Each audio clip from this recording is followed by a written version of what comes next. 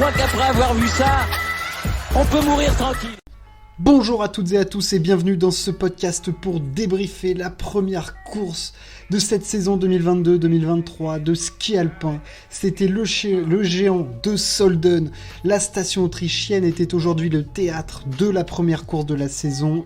Tout le monde était là, en tout cas les spécialistes du géant, Marco Odermatt, Alexis Pinturo, Alexander Amott-Kilde, on avait Henrik Kristoffersen, évidemment.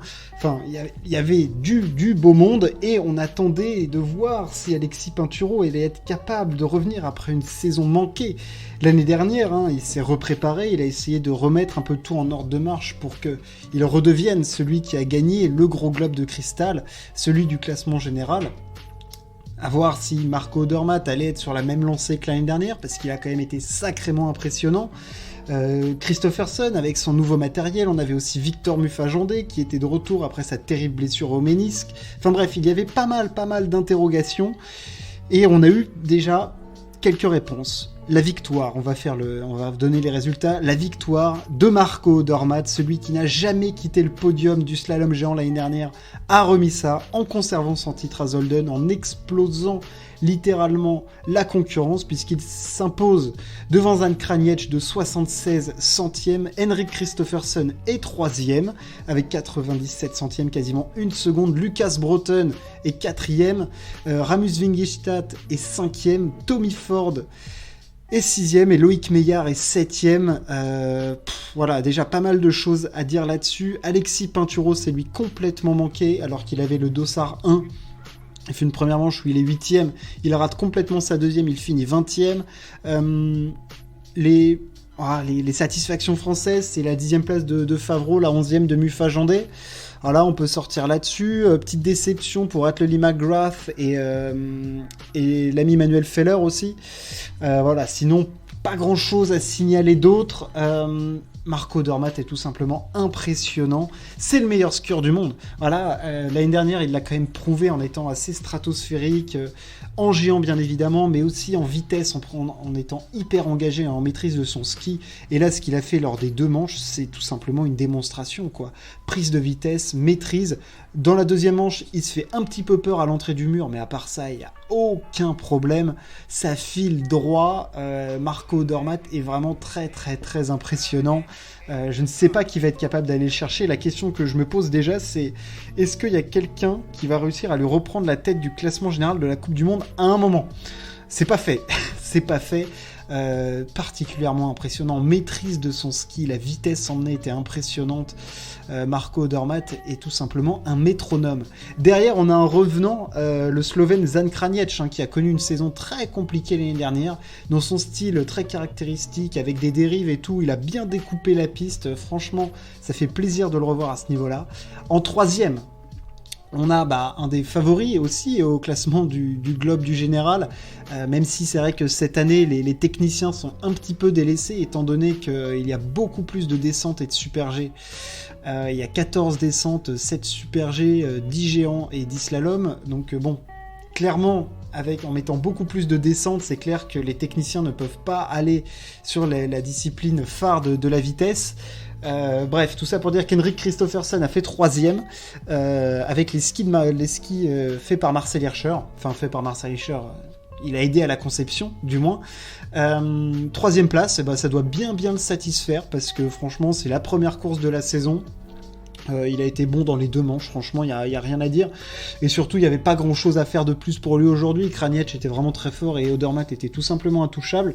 Donc je pense que c'est un bon limitage de casse pour l'ami Henrik, qui doit bien être satisfait de ça. Après, on a Lucas Broughton, 4e, qui avait déjà gagné à Solden il y a quelques années de cela. Le jeune Norvégien a été bon. Très bonne première manche, 4e. J'ai trouvé un tout petit peu décevant, en tout cas, du côté de la 2e manche. Mais c'est plutôt solide, en tout cas. Il n'a pas pris énormément de risques. Disons que voilà, il a été sage, Lucas Broughton.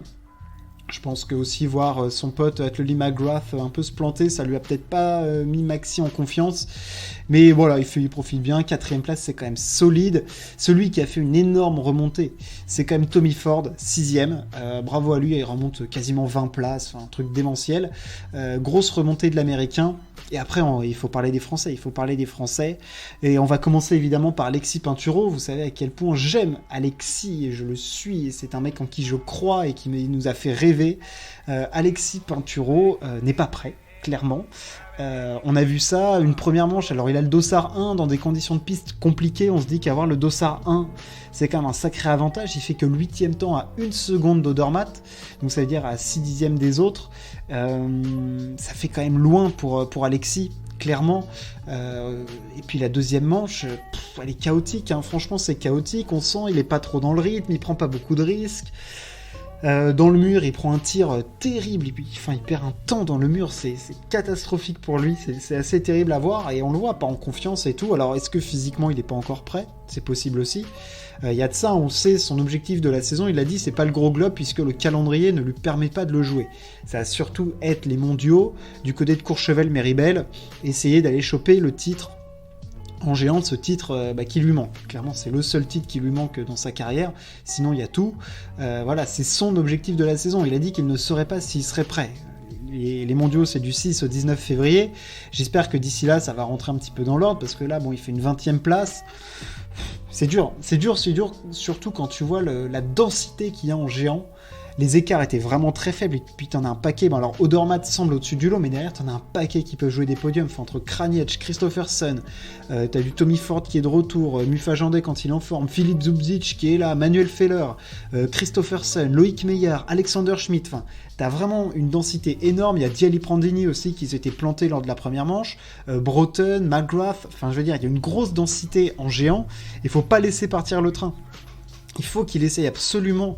Là, les premiers trucs, c'est de conserver cette place dans les 7 premiers dossards. Clairement, ça doit être une des priorités de Pinturo, parce que sinon, à partir du moment où tu vas être entre 8 et 15, ça va tout de suite être beaucoup plus compliqué. Et il va falloir réussir à garder cette position là-dedans, parce que la densité en géant est vraiment très très impressionnante. Je pense qu'il y en a un qui a été satisfait du côté des Français, c'était évidemment Victor Mufa-Jandé, après sa terrible chute. Voilà, il s'est fait les croisés, il se pète le péroné, en tout cas de la jambe droite, grosse opération. Première course là, il a le niveau déjà pour revenir en Coupe du Monde, et il fait une 11e place, donc ça franchement, il n'y a rien à dire, ça doit lui faire plaisir. C'est évidemment une grosse satisfaction, à l'instar d'un Thibaut Favreau qui fait 10e, franchement les deux là, ils ont fait une belle remontée, c'est solide, surtout quand on voit d'où revient Victor Mufa-Jandé.